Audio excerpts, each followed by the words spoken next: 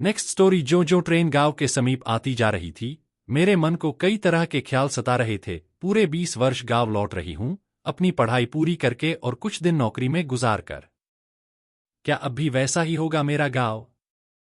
वैसी ही पगडंडियां, खेत, कुएं, बावड़ी, नदी और बसवाड़ी।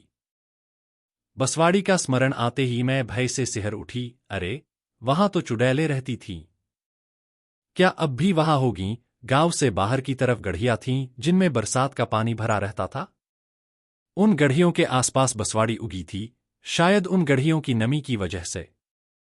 गढ़ियों का पानी जहां शौच के बाद सफाई के काम आता था, वहीं बसवाड़ी के मोटे मोटे बांस, उनकी पतली पतली कैनियां और पत्ते मिलकर ऐसा घना झुरमुट बनाते कि वहां गंवई स्त्रियों की इज्जत सुरक्षित रहती, अर्थात वहां वे निश्चिंत होकर शौच कर सकती थी।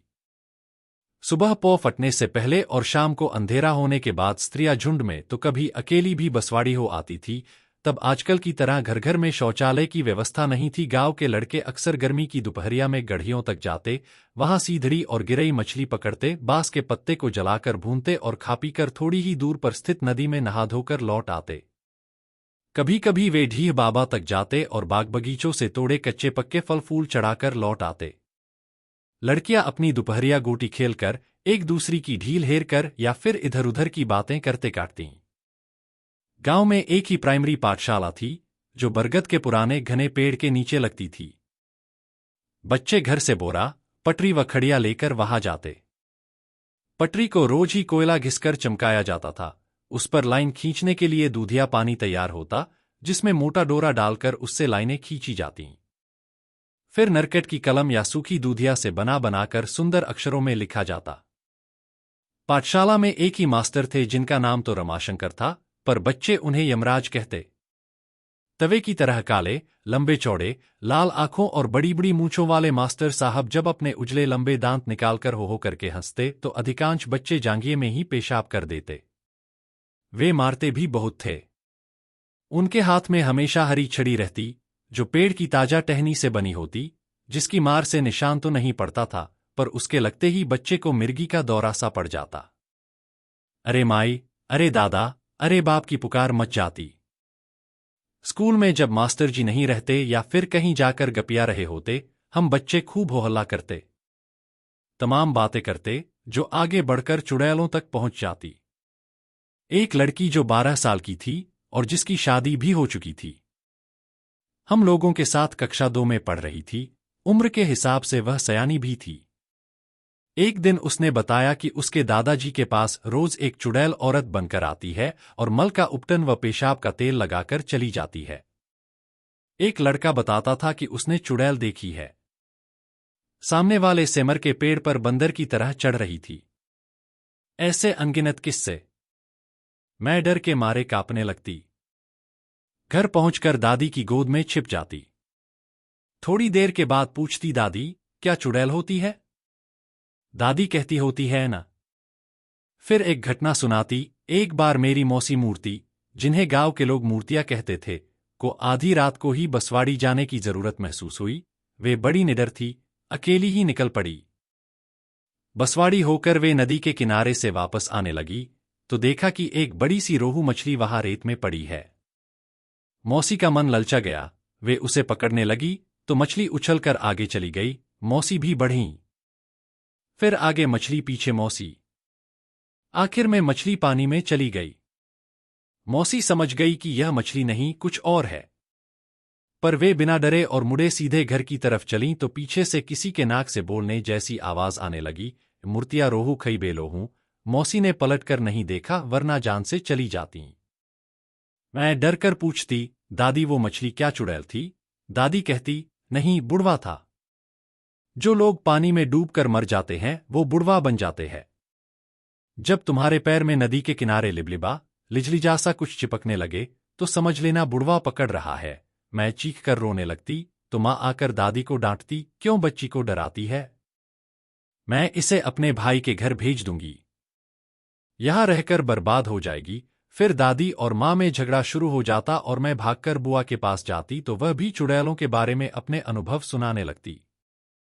अन्नतः माँ ने मुझे पढ़ने को शहर भेज दिया। हाई स्कूल पास करने के बाद जब मामा के साथ गांव लौटी तो बहुत कुछ बदला हुआ था। पर चुड़ैलें और उनकी कहानियां उसी प्रकार थी। एक दिन मैं बसवाड़ी की तरफ दोपहरिया में कुछ लड़कियों के साथ निकल गई तो धूप लग गई। लौटते तेज बुखार हो गया। बस क्या था, सारा गांव इकट्ठा हो गया। सबको संदेह था कि अवश्य ही मुझे चुड़ैल ने पकड़ लिया है। सुंदर सयान लड़की देख ललचाई गई होगी। फिर सोखा चाचा बुलाए गए। सोखा गांव का वह मर्द प्राणी होता था जिससे चुड़ैलें भय खाती थीं, जिसकी जरूरत गांव के किसी भी घर को पड़ सकती थी। इसलिए सोखे को अनाज कटाई के समय ही सभी घरों से पर्याप्त अनाज दे दिया जाता था, जिसे सोखईती कहते थे। सोखा को बुलाया जाता देखकर मामा मेरे पास आए और बोले, देखो बेटा, कुछ भी हो जाए तुम हाथ पैर मत पटकना, बकझक मत करना, चुड़ैल वगैरह कुछ नहीं होती, तुम्हें लू लगी है बस। सोखा चाचा ने मुझे अपने सामने बैठाया और मंत्र पढ़ने लगे।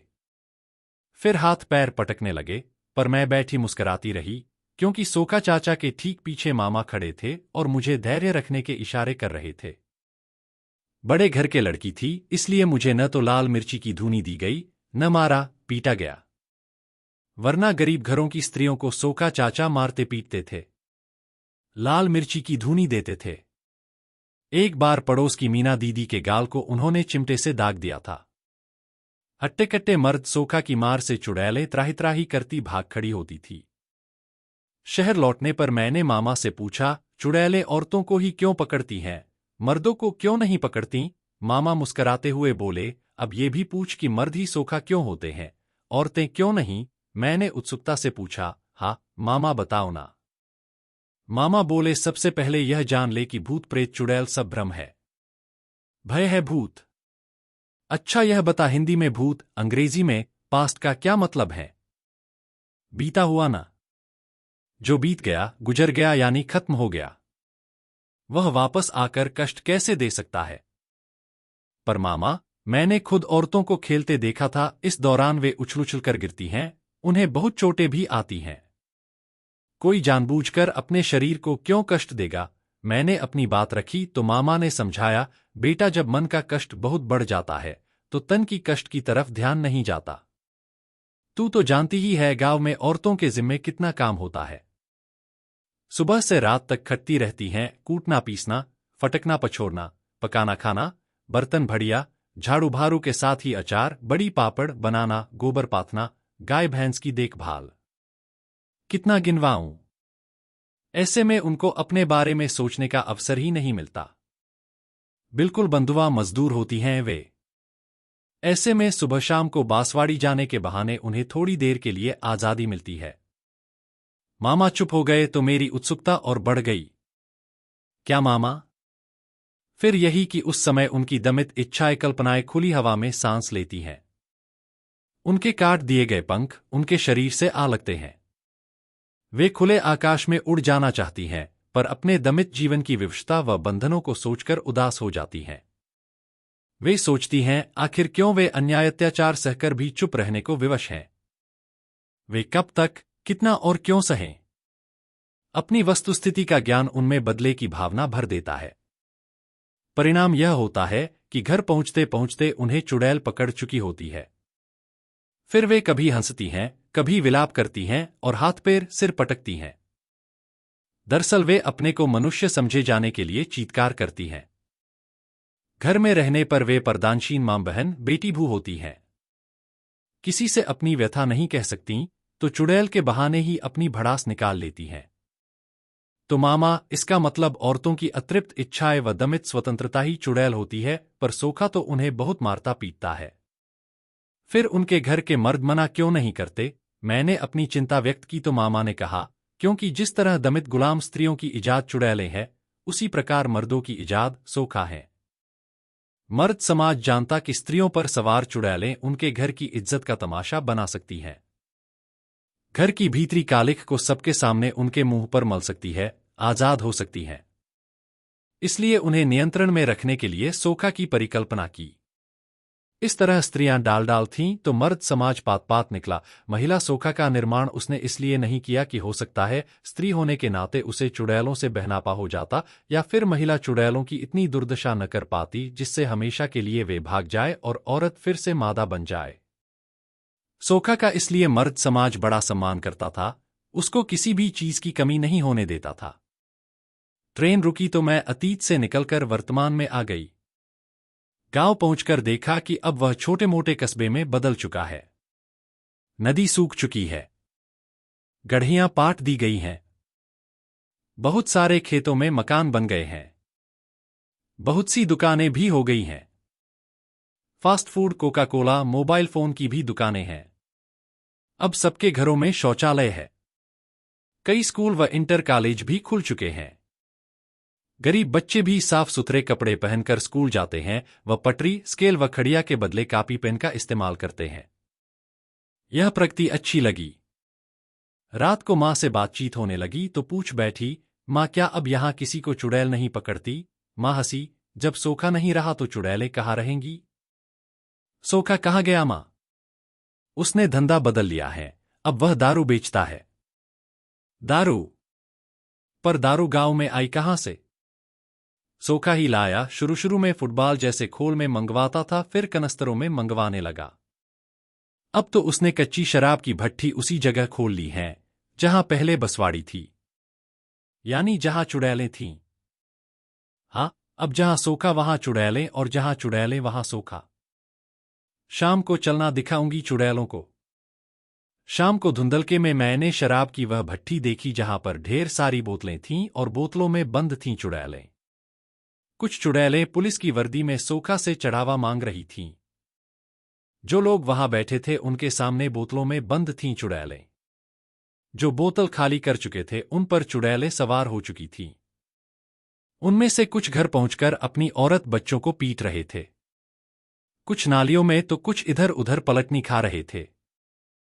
सोखा अपने सामने रखे टीवी में माइकल जैक्सन का नाच देख रहा था जिस पर चुड़ैल सवार हो चुकी थी। बाप रे, इतनी चुड़ैलें, इतने रुपयों में? मैंने हंसते हुए मां से कहा, अच्छा हुआ मां कि चुड़ैलों ने औरतों को छोड़कर मर्दों को पकड़ लिया है।